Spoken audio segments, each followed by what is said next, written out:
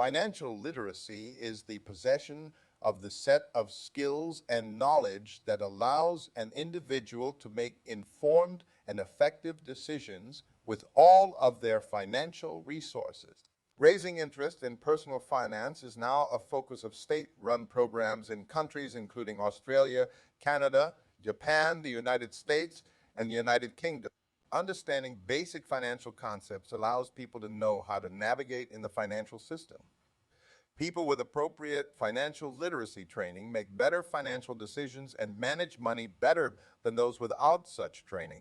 The Organization for Economic Cooperation and Development, OECD, started an intergovernmental project in 2003 with the objective of providing ways to improve financial education and literacy standards through the development of common financial literacy principles. In March 2008, the OECD launched the International Gateway for Financial Education, which aims to serve as a clearinghouse for financial education programs, information, and research worldwide. In the UK, the alternative term financial capability is used by the state and its agencies. The Financial Services Authority, FSA, in the UK, started a national strategy on financial capability in 2003.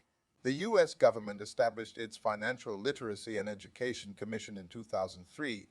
There is a diversity of definitions used by NGOs, think tanks, and advocacy groups, but in its broadest sense, financial literacy is an awareness or understanding of money. Some of the definitions below are closely aligned with skills and knowledge, whereas others take broader views. An international OECD study was published in late 2005 analyzing financial literacy surveys in OEU countries. A selection of findings included.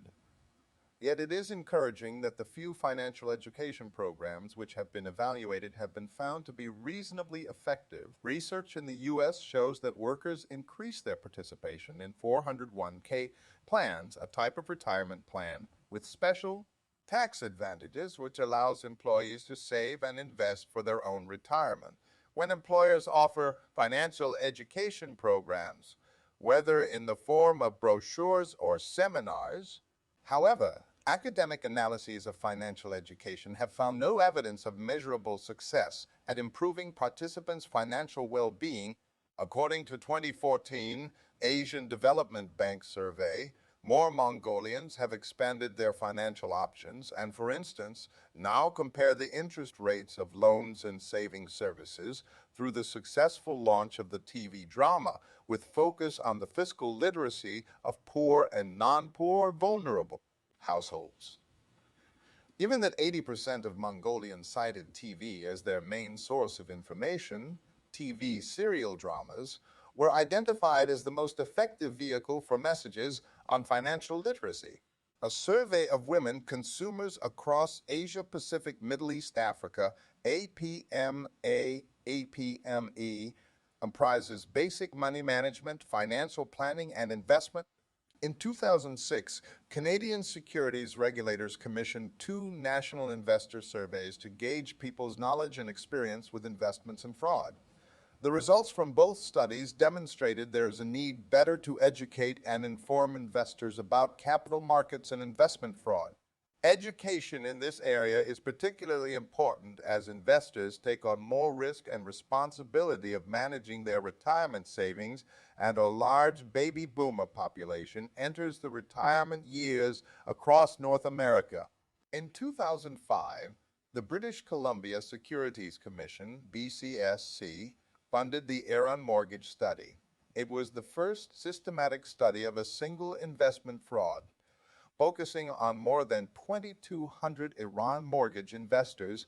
Among other things, the report identified that investors approaching retirement without adequate resources and affluent middle-aged men were vulnerable to investment fraud. The report suggests investor education will become even more important as the baby boomer generation enters retirement. In Canada, Financial Literacy Month takes place during the month of November to encourage Canadians to take control of their financial well-being and invest into their financial futures by learning about topics of personal finance. Canada has also established a government entity to promote financial education and raises consumers' awareness of their rights and responsibilities. The agency also ensures federally regulated financial entities comply with consumer protection measures. In the U.S., a national nonprofit organization, the Jump Petard Coalition for Personal Financial Literacy, is a collection of corporate, academic, nonprofit, and government organizations that work for financial education since 1995. Another national nonprofit organization in the U.S., the National Association of Investors, NASC, has focused their financial literacy efforts specifically on investment education since 1951. The United States Department of the Treasury established its Office of Financial Education in 2002, and the U.S. Congress established the Financial Literacy and Education Commission under the Financial Literacy and Education Improvement Act in 2003. The Commission published its National Strategy on Financial Literacy in 2006. While many organizations have supported the financial literacy movement, they may differ on their definitions of financial literacy. In a report by the President's Advisory Council on Financial Literacy, the authors called for a consistent definition of financial literacy by which financial literacy education programs can be judged. They defined financial literacy as the ability to use knowledge and skills to manage financial resources effectively for a lifetime of financial well-being. The Council for Economic Education, CEE, conducted a 2009 survey of the states and found that 44 states currently have QUEL, personal finance education or guidelines in place. However, only 17 states require high school students to take a course in personal finance. The Center for Financial Literacy at Champlain College conducts a biannual survey of statewide high school financial literacy requirements across the nation. The 2017 survey found that Utah had the highest state requirement in the nation, while in Alaska, Delaware, Washington, District of Columbia, Hawaii, Rhode Island, and South Dakota, students are entirely dependent on the initiative of their local school board. In July 2010, the United States Congress passed the Dodd-Frank Wall Street Reform and Consumer Protection Act, Dodd-Frank Act, which created the Consumer Financial Protection Bureau, TFPB. The CFPB has been tasked, among other mandates, with promoting financial education through its Consumer Engagement Education Group. Between 2018 and 2019, surveys were performed for a myriad of players in the Brazilian financial market.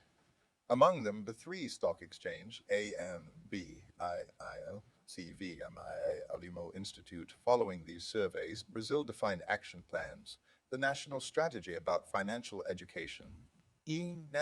Blue Ribbon Committee on Improving the Effectiveness of Corporate Audit Committees recommended that publicly traded companies have at least 3 members with a certain basic financial literacy.